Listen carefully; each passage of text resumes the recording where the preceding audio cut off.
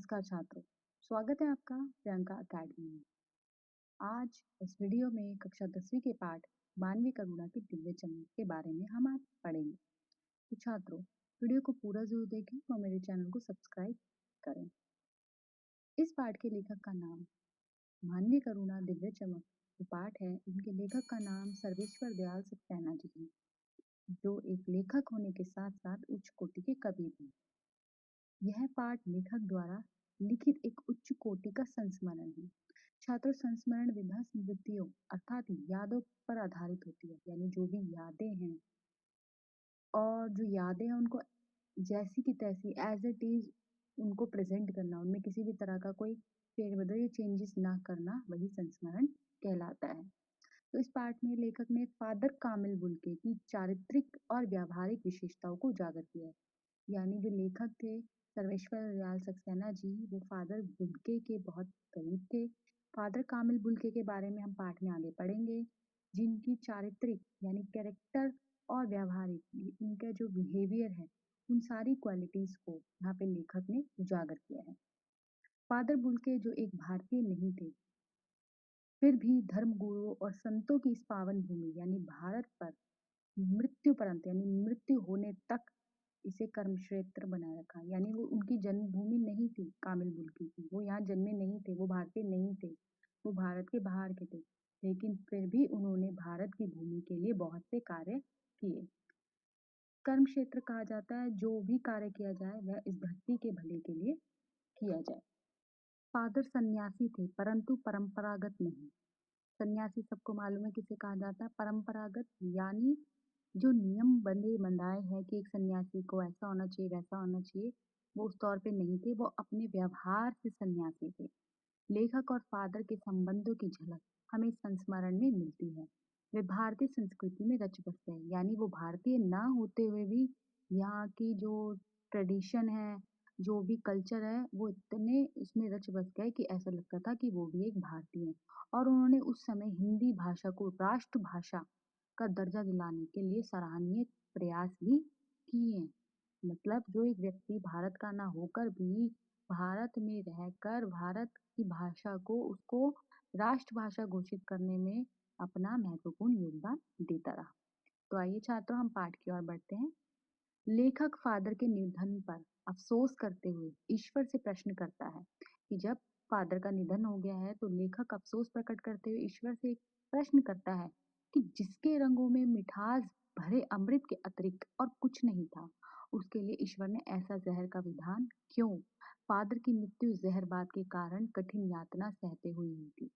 यानी यहाँ पे लेखक बात कर रहे हैं फादर बुल्के की, कि जो फादर बुल्के थे वो अपने नेचर से, अपने व्यवहार से इतने सॉफ्ट, इतने अच्छे, जो सदैव एक पॉजिटिविटी, एक सकारात्मकता फैलाने वाले व्यक्ति थे, जिन्होंने कभी किसी का बुरा नहीं सोचा, ना बुरा किया, ना किसी तरह की कोई नेगेटिविटी वो कभी अपने दिमाग में भी लाए।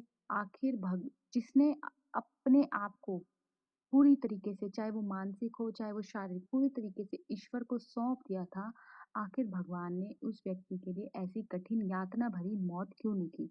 जहरबाद, जहरबाद यानी एक गैंग्रीन, एक तरह का जहरीला और कष्टदायक फोड़ा, जिसको इन्फेक्शन भी कहा जा सकता है, जिसमें बहुत ज्यादा पेन होता है। तो यहाँ पर जो फादर थे उनका निधन इसी जहरबाद के कारण हुआ। तो इसलिए यहाँ पे जो लेखक है वो प्रश्न कर रहे हैं ईश्वर से कि जिस इंसान ने कभी किसी के साथ बुरा नहीं किया या कुछ भी, उस इंसान की मृत्यु इतनी दर्दनाक क्यों? जिसमें इतनी ममता, इतना अपनापन, एक साधु में अपने प्रियजन के प्रति भरा था, फिर ऐसे साधु के लिए ऐसी यातना भरी मौत क्यों? और लेखक आज भी फादर की बाहों का दबाव अपनी छाती पे महसूस करता है कि जो भी वो किसी से मिलते थे, वो एक फॉर्मेलिटी नहीं होती थी, वो एक औपचारिकता नहीं होती थी, वो दिल से करते थे। अगर किसी को अपना बना लिया तो वो दिल से बनाते थे, किसी दिखावे। तो यहाँ पे लेखक यही कहना चाह रहा है कि आज भी वो फादर की बाहों का दबाव अपने ऊपर, अपनी छाती पर महसूस करता है। लेखक के लिए फादर बुल्के को याद करना शांत संगीत सुनने जैसा लगता था। शांत संगीत सुनना, जैसे सॉफ्ट म्यूजिक होते हैं, उनको सुनकर आपको एक सकारात्मकता आती है, एक पॉजिटिविटी आती है, आपके माइंड में कुछ भी गलत चल रहा हो तो वो पॉजिटिविटी में बदल जाता है। तो इसीलिए यहाँ पर फादर बुल्के की बातें भी ऐसी होती थी कि आपके अंदर एक ऊर्जा का संचार करते थे। उनको देखना निर्मल जल में स्नान करने जैसा था और अगर आप फादर बुल्के को देख लो तो उनको देखना मान लो आपने बहुत निर्मल जल में स्नान कर लिया। वे पारिवारिक रिश्ते में बंधे थे और लेखक अपनी स्मृतियों में अपनी यादों में डूब जाता है और अपने बारे में कहते हैं कि वो पारिवारिक रिश्ते में बंधे थे, यानी वो खुद का परिवार उनका बाहर था, लेकिन वो हमारे साथ इस तरह जुड़े हुए थे कि मानो वो हमारा ही एक परिवार का सदस्य है। कौन? फादर कामिल बुल्के। फादर बुल्के हमारी हंसी मजाक में शामिल रहते थे, लेखक बता रहे हैं। हमारी गोष्ठियों में गंभीर बहस करते थे, यानी हमारी जो बातें होती थी, जो चर्चा होती थी, उसमें अपनी राय प्रकट करते थे। हमारी रचनाओं पर अपनी राय दिया करते थे, हमें सुझाव देते थे कि इसमें क्या-क्या चेंजेस किए जा सकते हैं। हमारे घरों के किसी भी फंक्शन में, किसी भी तरह का कोई उत्सव है या कोई संस्कार है, तो बड़े भाई की तरह हमारे साथ खड़े रहते थे और हमें अपना आशीर्वाद देते थे। यानी एक फैमिली मेंबर की तरह वो हमारे साथ जुड़े हुए थे। लेखक ने उन्हें कभी क्रोध करते नहीं देखा, अपितु सदैव ममता और प्यार से लबालब छलकता महसूस किया। और लेखक ने कभी भी फादर को किसी भी बात पे, चाहे कितना ही गुस्सा क्यों ना आ रहा हो, कभी किसी बात पे गुस्सा करते हुए नहीं देखा। उन्हें देखकर लेखक के मन में यह जिज्ञासा सदैव बनी रही कि फादर बुल्के बेल्जियम में इंजीनियरिंग के अंतिम यानी लास्ट ईयर में पहुंचकर मन में सन्यासी बनने की इच्छा कैसे जाग गई, जबकि भरा पूरा घर था। अब यहाँ पे लेखक ने इस बात के माध्यम से ये बताया कि जो फादर बुल्के थे, बेल्जियम में वो यूनिवर्सिटी से इंजीनियरिंग कर रहे थे और उनके लास्ट ईयर में उनको ऐसा क्या हुआ कि उन्होंने अपनी एजुकेशन, अपनी पढ़ाई को छोड़कर सन्यासी बनने की सोची, जबकि उनकी तो एक अच्छी खासी फैमिली थी। इंसान अकेला हो, कोई ना हो आगे पीछे सोचने वाला, अगर इस तरह की ख़्याल उसके मन में आता है तो लाज़मी है। लेकिन यहाँ तो उसका पूरा एक फैमिली थी, सब कुछ था, पढ़ाई-लिखाई कर रहे थे, फिर ऐसा क्या हुआ कि उन्होंने सन्यासी बनने का सोचा? लेखक प्राय अपनी बातों में उनसे पूछता था कि अपने देश की याद आती है, और लेखक फादर से पूछते थे कि क्या आपको अपने देश की याद आती है? तो अक्सर यही कहते थे कि मेरा देश तो अब भारत है, और वो कहते थे कि अब तो मेरा देश भारत है। हाँ, जन्मभूमि रैम्स चैपल की याद आती है, लेकिन कर्मभूमि ये है और जन्मभूमि जहाँ मेरा जन्म हुआ है, रैम्स चैपल, माँ की याद आती ज़रूर है। माँ की बहुत याद आती है। वे अक्सर माँ की स्मृतियों में डूब जाते थे, और जो फादर कामिल बुल्के थे, वो अपनी माँ की बातों करते-करते उनकी यादों में डूब जाया करते थे। माँ की चिट्ठियाँ उनके पास आया करती थी, फादर के पास, जिन्हें वे अपने प्रिय मित्र डॉक्टर रघुवंश को दिखाया करते थे। उनका पिता और भाइयों के प्रति बहुत लगाव नहीं था, और जो फादर थे वो इतने ज़्यादा अटैच भाई से या पिता से नहीं थे जितने वो अपनी माँ से अटैच थे।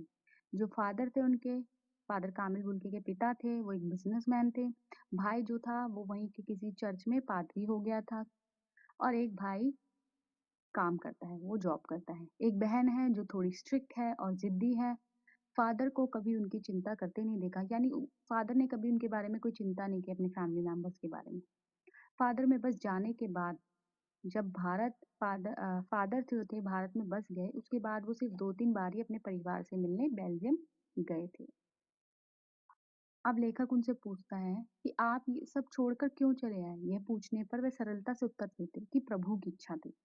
और इस पे लेख वो कहते कि प्रभु की इच्छा थी इसलिए मैं भारत आ गया।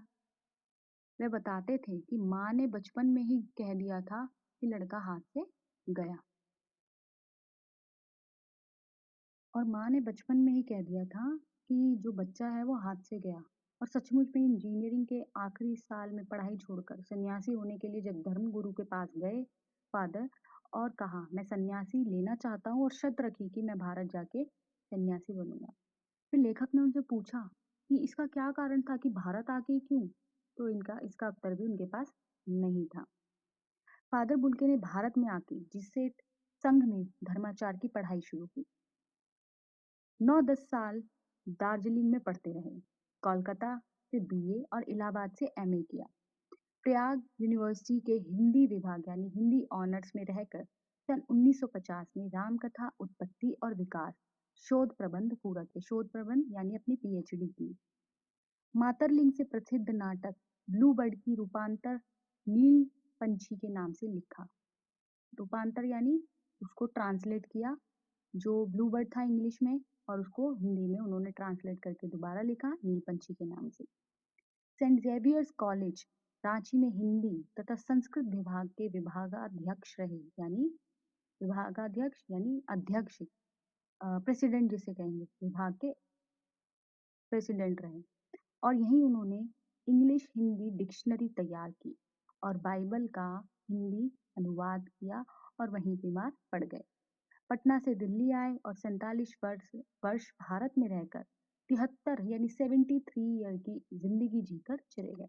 अब यहाँ पे उनके बारे में बताया कि उन्होंने क्या क्या किया है, यानी एक भारतीय ना होकर भी उन्होंने इस हिंदी भाषा को राष्ट्रभाषा बनाने में जो अपना महत्वपूर्ण योगदान दिया, वो सब कुछ इसके थ्रू आप जान सकते हैं कि हम आज के टाइम के होकर भी अपनी भाषा को अगर हम बोलते हैं और हमसे कोई इंग्लिश बोल रहा है तो हमें बहुत शेम फील होता है कि हम इंग्लिश में उसका आंसर नहीं कर पा रहे। लेकिन ये बाहर का आदमी होकर भी, भारतीय ना होकर भी, इन्होंने हिंदी भाषा को राष्ट्रभाषा बनाने में अपना योगदान दिया, अपनी भूमिका निभाई। फादर बुल्के कभी संकल्प से सन्यासी लगते थे, कभी मन से सन्यासी लगते थे। अब इसका मतलब क्या है छात्रों? कभी संकल्प से, संकल्प होता है कि आप कुछ चीजें देखते हैं जो बंदे बनाए नियम होते हैं, लेकिन लोग उन चीजों को फॉलो तो कर रहे हैं, वो सन्यासी उन चीजों को फॉलो तो कर रहा है, लेकिन उसकी सोच, उसके विचार वैसे नहीं है। वो सन्यासी तो है उसके कपड़ों से, उसके पहनावे से, ठीक है? लेकिन उसकी सोच कुछ और है, वो कुछ गलत सोच रहा है, नकारात्मकता, नेगेटिविटी उसके दिमाग में हमेशा चल रही है। वहीं दूसरा व्यक्ति है जो कपड़े से अपना सन्यासी नहीं है, उसने जीन्स वीन्स पहन रखा अपना नॉर्मल, लेकिन उसकी सोच सकारात्मक है। एक सोच जो सन्यासी वाली है, वो उसके अंदर है। तो फादर बुल्के भी कभी संकल्प से लगते थे, कभी मन से सन्यासी लगते थे। एक बार रिश्ता बनाकर तोड़ना उनके स्वभाव में नहीं था, यानी जिसके साथ एक रिश्ता बना लिया, जिसके साथ किसी भी तरह का उन्होंने बंधन जोड़ लिया, चाहे वो भाई का हो या किसी भी तरह का कोई रिश्ता हो, वो उसको निभाते थे, तोड़ते नहीं थे। दसियों साल बाद मिलने पर भी वही पुरानी अपनत्व की गंध आती थी। अपनत्व की गंध यानी अपनापन महसूस होता था कई वर्षों के बाद, ये नहीं कि कम हो गया प्यार, अटैचमेंट कम हो गई। आजकल तो फैमिली मेंबर्स में भी काफी टाइम बाद मिलते हैं तो अटैचमेंट थोड़ी कम हो जाती है, एक फॉर्मेलिटी सी रह जाती है, लेकिन उनके साथ ऐसा नहीं था। वे जब भी दिल्ली आते थे तो गर्मी सर्दी बरसात झेलकर और खोज कर जरूर मिलने आते थे और लेखक से मिलने जरूर आते थे। 2 मिनट के लिए ही सही, लेकिन आते जरूर थे। उन्हें हिंदी को राष्ट्रभाषा के रूप में देखने की जो चिंता थी, जिसके लिए हर मंच पर अपना दुख प्रकट करते थे, केवल इसी बात पर उन्हें झुंझलाते देखा और हिंदी वालों द्वारा हिंदी की उपेक्षा करते देख उन्हें दुख करते हुए देखा। यानी यहाँ पे कहा जा रहा है कि जो फादर बुल्के थे, एक भारतीय ना होकर भी हिंदी के लिए उन्होंने जहाँ भी उनको प्लेटफॉर्म मिला, जहाँ भी उनको मंच मिला, उन्होंने उसका प्रयोग किया कि किस तरीके से हिंदी को राष्ट्रभाषा बनाया जा सकता है। लेकिन जब हिंदी भाषा बोलने वाले लोग, हिंदी में भारत में रहने वाले लोग उसकी निंदा करते थे, उसकी उपेक्षा करते थे, उसकी बुराई करते थे, तो वो फादर के अंदर एक झुंझलाहट उस टाइम, एक गुस्सा उस टाइम देखने को मिलता था। घर परिवार के बारे में पूछना, प्राइवेट दुख तकलीफ के, निजी दुख तकलीफ के बारे में पूछना उनका स्वभाव था, यानी किसी से भी किसी के बारे में हालचाल पूछना उनका स्वभाव था। बड़े से बड़े ये सारा छात्रों, यहाँ पे फादर, अभी मैंने शुरू में आपको बताया था फादर कामिल बुल्के की चारित्रिक और व्यवहारिक। तो आप ये सोचोगे कि एक स्टोरी चली जा रही है, फादर के बारे में बात हो रही है, तो चैप्टर ही उनके ऊपर है, ये पार्ट ही उनके ऊपर है। यहाँ पे उनके कैरेक्टर और उनके व्यवहार की बात की जा रही है, तो ऑब्वियस है हम उसके बारे में ही पढ़ेंगे। तो आगे चलते हैं। बड़े से बड़े दुख में उनके मुख से सांत्वना के स्वर सुनकर राहत मिलती थी, यानी कितना भी बड़ा दुख आप क्यों ना झेल रहे हो, लेकिन एक सांत्वना अगर आपको वो दे दे तो आपको कुछ राहत जरूर मिलती थी। लेखक को अपने पुत्र की और पत्नी की मृत्यु पर फादर के शब्दों में झरती हुई ध्वनि शांति प्रदान करती थी। और जब लेखक सर्वेश्वर दयाल सक्सेना के पुत्र की और उनकी पत्नी की मृत्यु हो गई थी, तो ऑब्वियस एक इंसान हताश, निराश, फैमिली खत्म हो गई थी, लेकिन फादर ने उनको बहुत अपने शब्दों से संभाला, उनको एक पॉजिटिविटी, एक सकारात्मकता प्रदान की। अब यहाँ उनकी जीवन यात्रा, अंतिम पलों के बारे में बात करेंगे फादर की। लेखक को अंतिम क्षणों में फादर से गले न मिलने का दुख है। देखिए, जब लेखक, फादर जो थे, अपने अंतिम पलों में थे, उनकी मृत्यु होने वाली थी, तो लेखक को दुख है कि मैं अंतिम पलों में उनसे गले नहीं मिल पाया, क्योंकि लेखक को पता ही नहीं चला कि फादर दिल्ली में ही बीमार हैं और बीमार हैं, और लेखक को बिल्कुल नहीं पता चला। जब देखा तो उनका जिस्म ताबूत में पड़ा था, यानी उनकी मृत्यु के बाद उनको पता चला कि वो बीमार थे। 18 अगस्त सन 1982 की सुबह कश्मीरी गेट से निकलसन कब्रगाह में उनका ताबूत एक छोटी सी नीली गाड़ी में से उतारा गया। उतारने वालों में कुछ पादरी यानी जो चर्च के पंडित होते हैं, रघुवंश जी का बेटा, उनके फ्रेंड का बेटा और उनके परिजन राजेश्वर सिंह थे। यानी ज्यादा लोग नहीं थे, पर उनके उसमें वो मौजूद थे। इस यात्रा में कब्रगाह तक जाने वालों में शैक्षिक संस्थान से जुड़े बड़े बड़े विद्वान भी थे। यानी फैमिली से तो कोई नहीं था उनकी, फैमिली बेल्जियम में रहती थी, लेकिन बहुत सारे लोग जो थे उनके साथ एक परिवार की तरह जुड़े हुए थे। और शैक्षिक जो उन्होंने जॉब की और जहाँ से उन्होंने अपनी पढ़ाई लिखाई की, बड़े बड़े विद्वान भी वहाँ थे मौजूद। इलाहाबाद के प्रसिद्ध विज्ञान शिक्षक डॉक्टर सत्य प्रकाश, डॉक्टर रघुवंश संकरी सड़क की संकरी संकरी अर्थात कम चौड़ी सड़क की ठंडी उदासी में पड़े पहले से खामोश खड़े थे। मसीही विधि से उनका अंतिम संस्कार हुआ। मसीही यानी जिस समाज के, जिस जात के थे वो, उस विधि से उनका अंतिम संस्कार हुआ। हिंदी में भी मसीही विधि से प्रार्थना की गई और भारत में वो रहते थे तो हिंदी में भी उसको ट्रांसलेट किया गया। सेंट जेवियर्स के रेक्टर फादर पास्कल ने उनके जीवन और कर्म पर श्रद्धांजलि अर्पित करते हुए कहा, फादर बुल के धरती में जा रहे हैं, इस धरती में ऐसे रत्न और पैदा हों। और उन्होंने उनकी श्रद्धांजलि में उनकी प्रशंसा के तौर पे कहा कि वो धरती में समा रहे हैं और ये भारत भूमि ऐसे ही रत्नों को और पैदा करे। डॉक्टर सत्य प्रकाश ने भी अपनी श्रद्धांजलि में उनके अनुकरणीय जीवन को नमन किया। अनुकरणीय जिसको भुलाया ना जा सके। फिर देह कब्र में उतार दी गई और कब्र में उनके शरीर को उतारा गया। लेखक कहता है कि मैं नहीं जानता कि इस सन्यासी ने भी सोचा होगा या नहीं कि उसकी मृत्यु पर कोई रोएगा, क्योंकि वो आदमी भारत में अकेला था, उसका पूरा परिवार बाहर था बेल्जियम में। तो कभी उसने सोचा भी नहीं होगा कि मेरे मरने पर मेरे रोने वालों की इतनी लंबी लाइन हो। लेकिन उस क्षण रोने वालों की कमी नहीं थी। हमारे बीच से वह चला गया जो हम में से सबसे अधिक छायादार, फल फूल गंध से भरा और सबसे अलग सबका होकर सबसे ऊंचाई पर मानवीय करुणा की दिव्य चमक में लहलाता खड़ा था। यानी एक ऐसा व्यक्ति जिसमें सारी क्वालिटीज थी, जो सबके लिए था, जो सबको एक सकारात्मकता महसूस कराता था, जो सबसे अलग था, जो सबका होकर रहता था, सबसे ऊंचाई पर था और मानवीय करुणा की दिव्य चमक में लहलाता खड़ा था। मानवीय करुणा की दिव्य चमक यानी एक इंसानियत जो थी उस इंसान में, वो कूट कूट कर भरी थी और वो ऐसी थी जो निशब्द थी, जिसको एक्सप्लेन ना किया जा सके। तो छात्रों, आपको पाठ बहुत अच्छे से समझ आया होगा। आशा करती हूँ कि आप मेरी आने वाली वीडियोस को भी देखेंगे, मेरे चैनल को ज़रूर सब्सक्राइब करेंगे और चैनल को सब्सक्राइब करने के लिए बेल आइकन के बटन को प्रेस करना ना भूलें। धन्यवाद।